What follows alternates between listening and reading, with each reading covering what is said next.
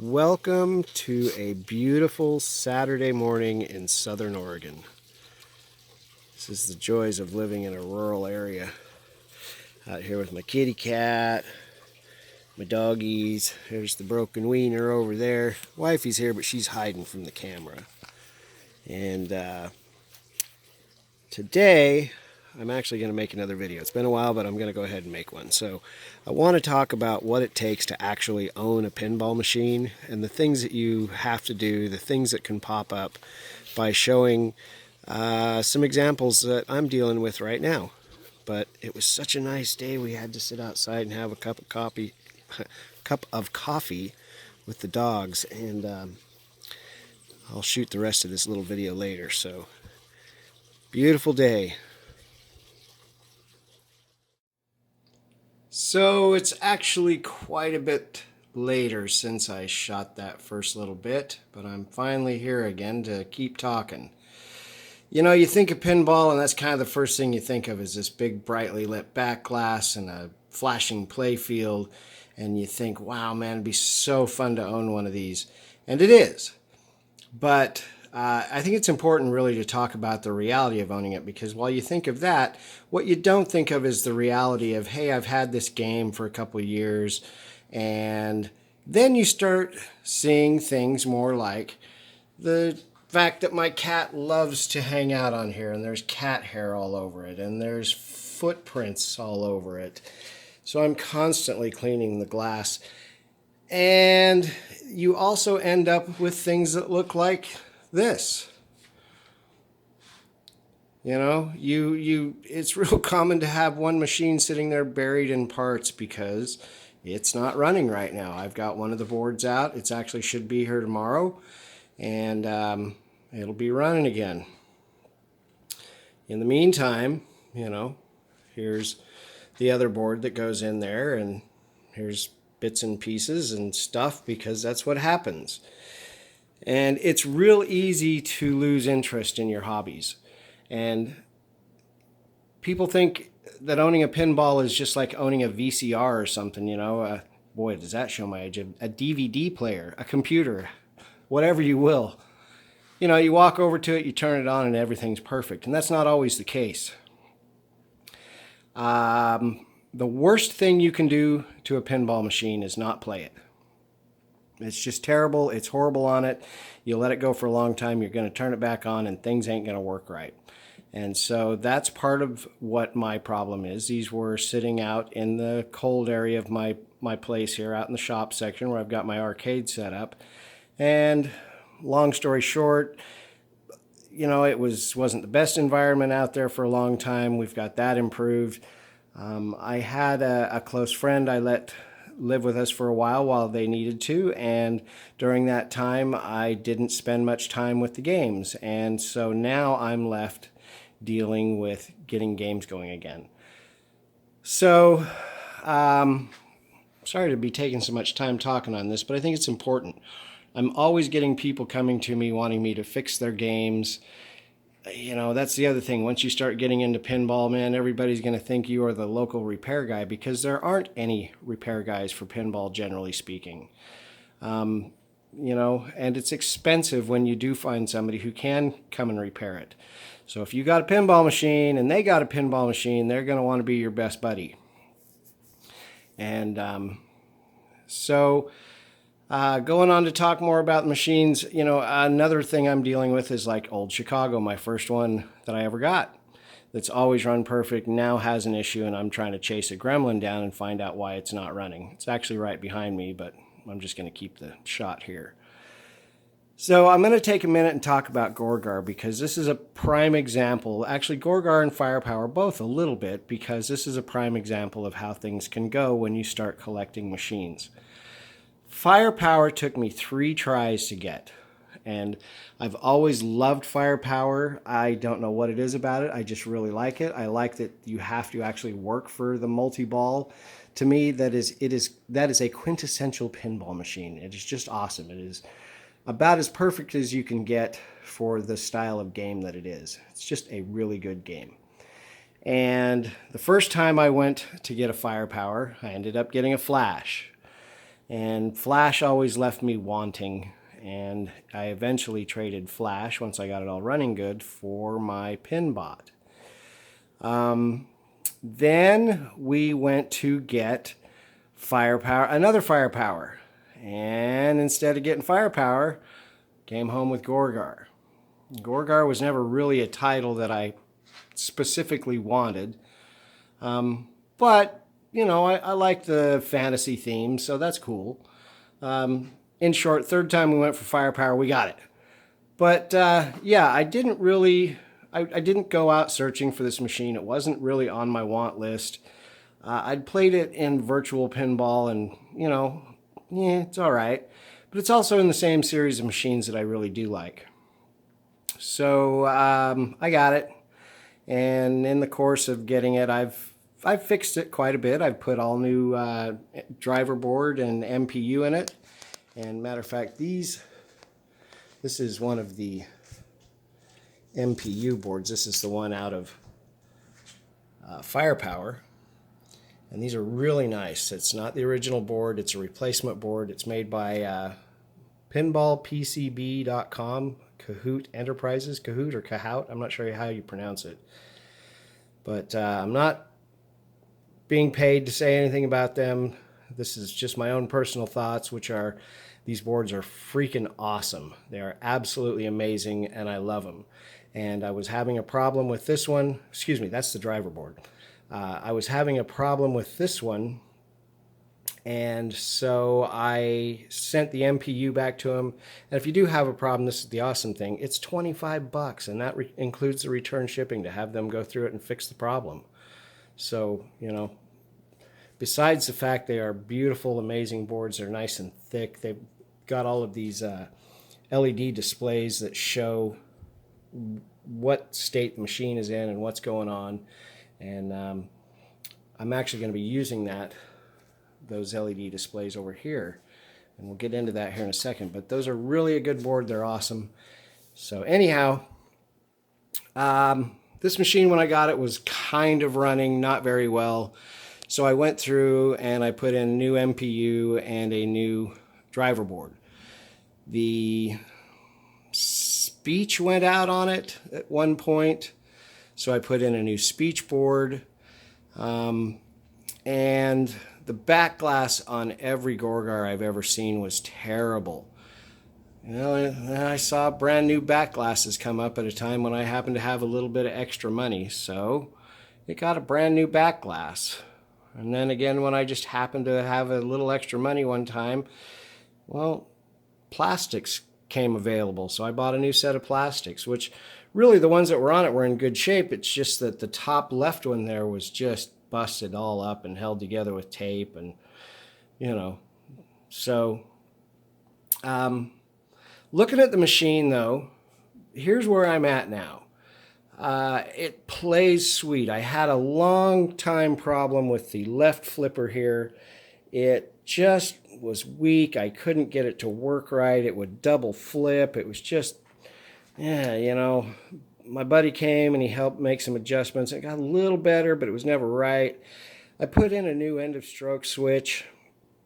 It kind of helped, but it was still just having issues. So I really just got upset one day, and I sat down and I started looking at it and going into it. Found out that the EOS switch that I'd put in there was actually binding up on things, so bent that a little bit out of the way. You can either just bend those out of the way or trim them down. And then I still had, and then I also readjusted it, which totally brought the power back. So that was my problem with the power, but I had a problem with it double flipping.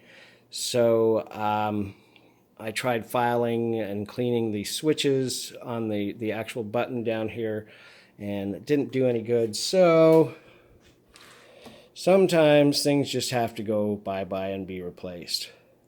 And this, I don't know if you can see, just, come on, focus on it, was not in good shape and was the problem with the double flipping.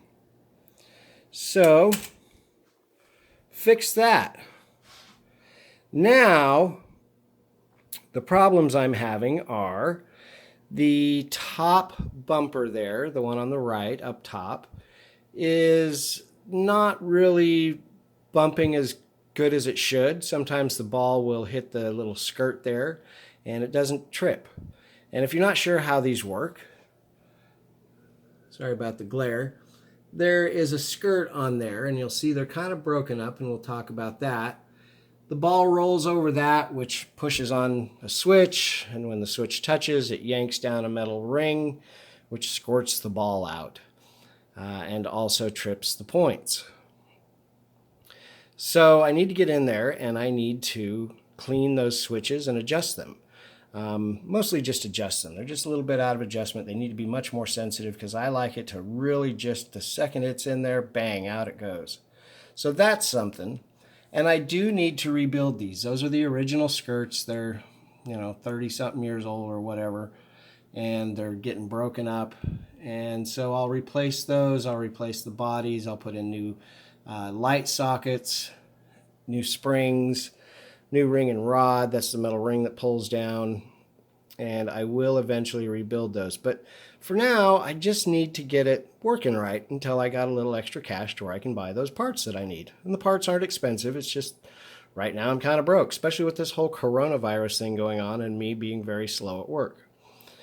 So that's an issue that I'm having. And then another issue I'm having, just barely started up here, is the ball drain right under here. The switch is out of adjustment again. So I just need to clean that switch and adjust it.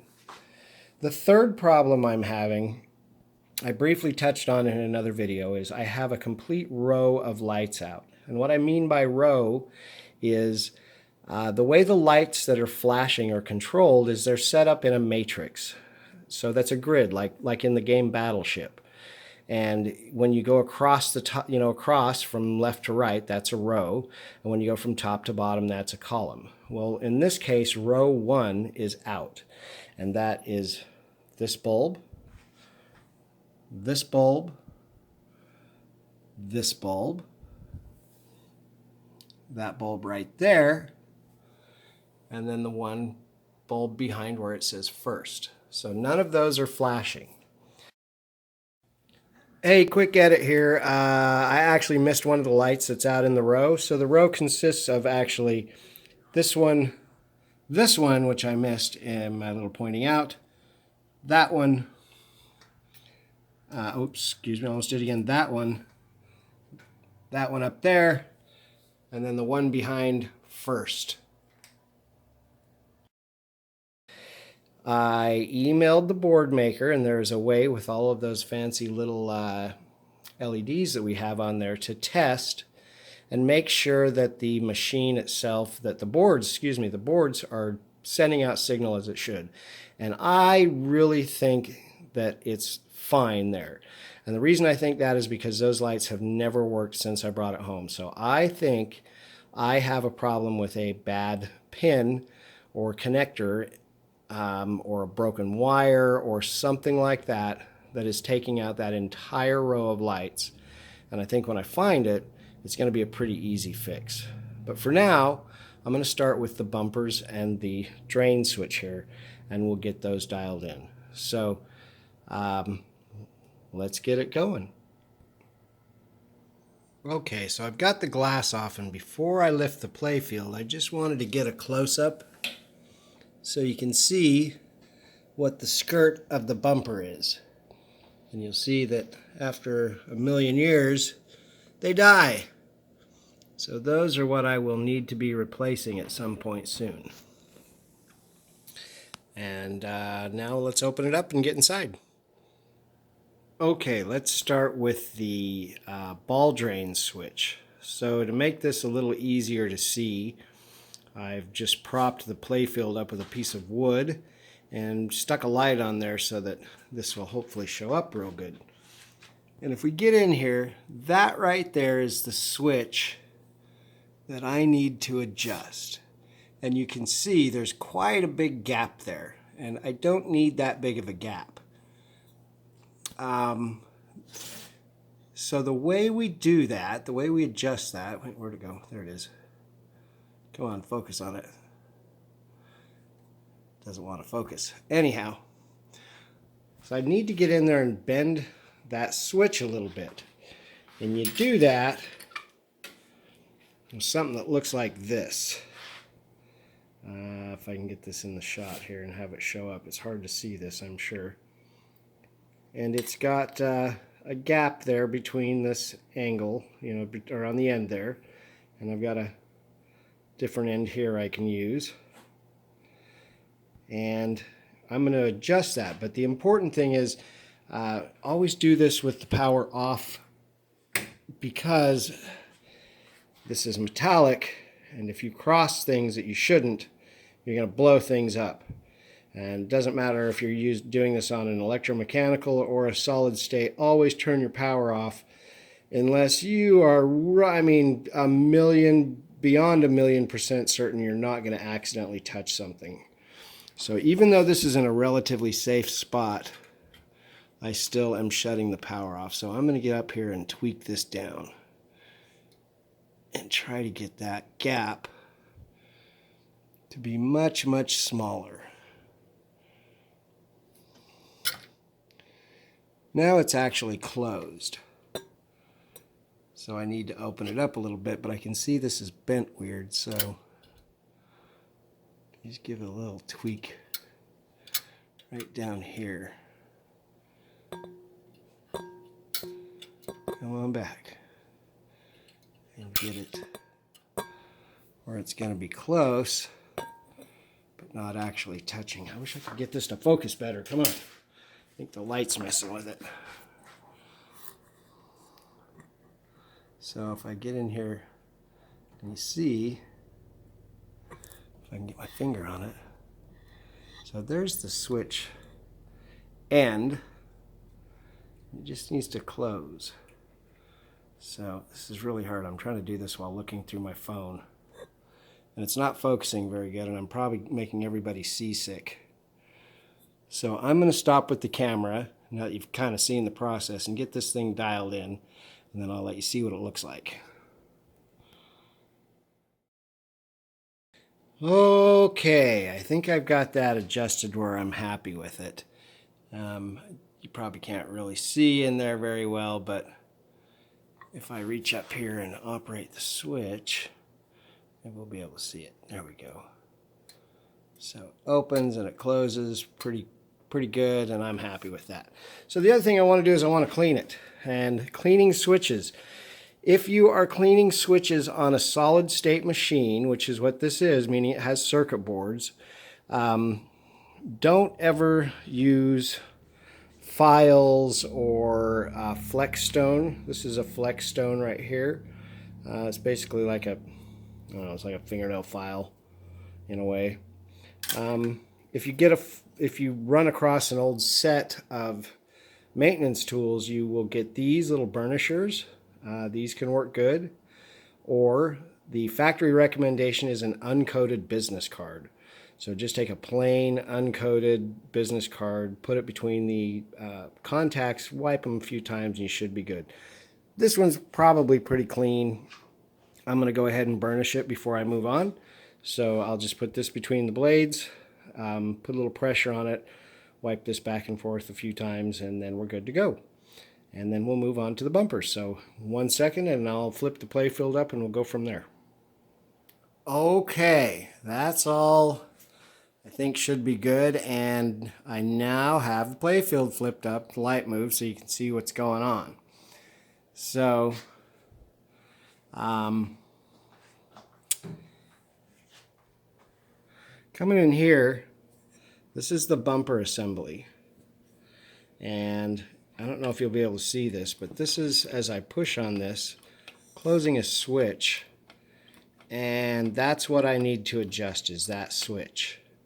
So there's a little plastic spoon that peg is riding in, and that pushes on the switch, which fires the coil, and then the coil comes down, and when it comes down, this switch closes right here. You'll see. I hope you can see that. And that is what triggers the points to score. So it's kind of a two-part operation.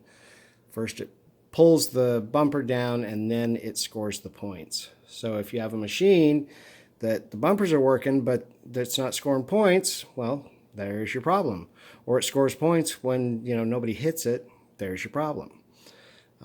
So I'm going to go ahead and turn this off and adjust that real quick, try to get that cleaned and adjusted, and then we'll see how it does.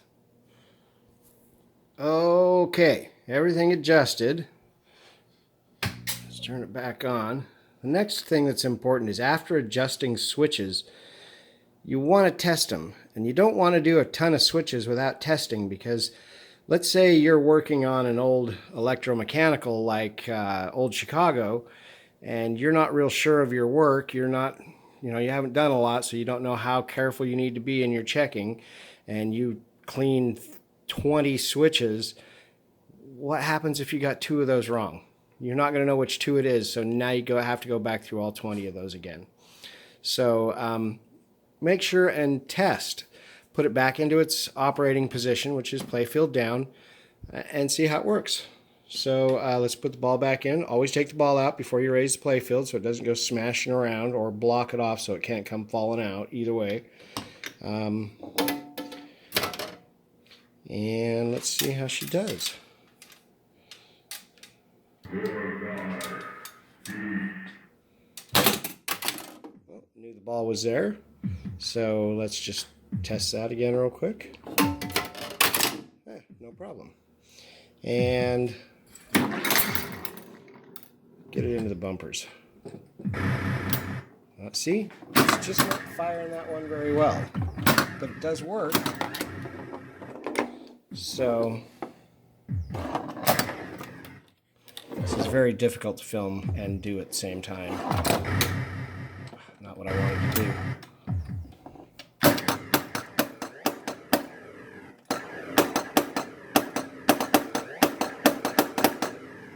Well, I think in this case, I actually need to replace the switch. So, not a problem. I've got a couple other things I need to get ordered for it. In the meantime, it's still very playable. And, you know, this game has actually become fun and become a game I really like. You know, once I got looking at it and I start picking it apart, there's some wear on the table, on the playfield, you know, such as here, and just little things. I've seen some retouched areas on it, such as right here has been retouched. But, you know, it's such a busy playfield that you don't notice that stuff. So, yeah, it's a fun game. The lights. Now, the lights that we need to fix, those I will work on in another video. I got a whole list of instructions from the board maker, and I'm going to go through those step by step and try to film it. So, in the meantime, I'll probably lift this up and try to clean that switch again on the bumper.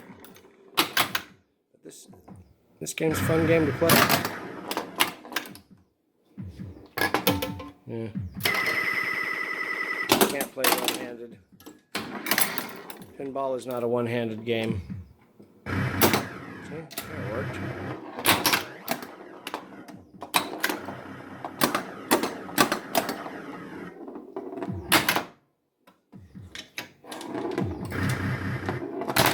Alright, now I'm just dicking around. Alright, ball, get in there.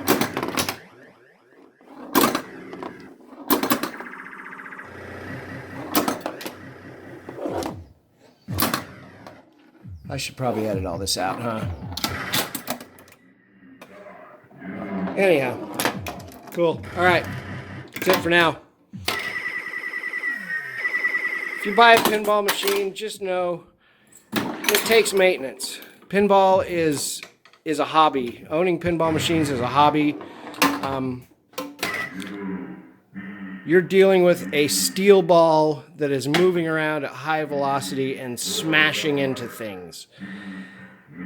Your machine is going to go down at some time. Maybe just a tiny bit of it. I've got somebody that needs me to come help on their electromechanical. You know, a bumper might stop working. Heck, you can have whole assemblies just fall out because the screws came loose. So, you know, understand, if you're going to own a pinball machine, it's not like most other things you own that are electronic. You don't just walk over like your TV, turn it on, kick back and enjoy it. You have to take care of it. You have to keep it clean. You have to keep it maintained, and you have to fix it regularly. And if you can't fix it, then you have to pay someone to fix it. And that's usually not cheap. And even I've gotten to the point where I get kind of upset with people that buy a pinball machine and think it's just going to work perfect forever. And then when it doesn't, they get mad and angry and upset, and they expect me to come out and fix it for free. And you know what? I got to where I finally started charging people. So if I can come out and fix a machine, I charge them. You know, if I can't do anything for them, I don't charge them anything. But yeah, it's just kind of how it is. So buy a pinball machine, expect to take care of a pinball machine, and play it regularly. My God, worst thing you can do is not play it. Just play the damn things. That's what they're for. Play them, play them, play them.